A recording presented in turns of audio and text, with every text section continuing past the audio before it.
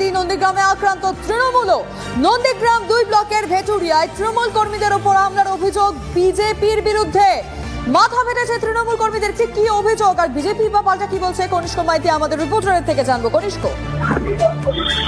দেখো লীলা, যেটা জানা যাচ্ছে গতকাল যেভাবে বিজেপি তৃণমূল সংঘর্ষের ঘটনা ঘটেছিল নন্দীগ্রাম 1 ব্লকে, সেই ঘটনাকে কেন্দ্র করে যেভাবে উত্তপ্ত পরিস্থিতি ছিল সারাদিন নন্দীগ্রাম, সেখানে দেখা গেল রাত 11টা নাগাদ নন্দীগ্রাম 2 নম্বর ব্লকের ভেটুরিয়াতে তৃণমূল কর্মীদের উপরে হামলা চালানোর অভিযোগ হতো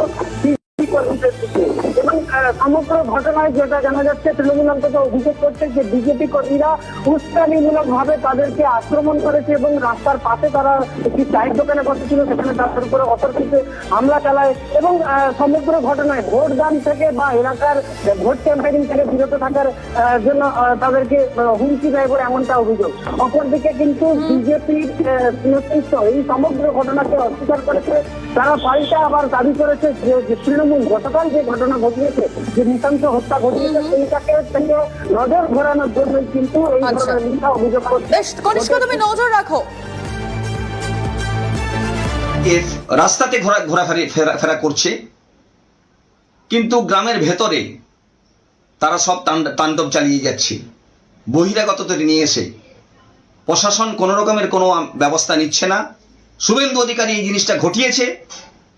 শুভেন্দু অধিকারীকে অবিলম্বে গ্রেফতার করার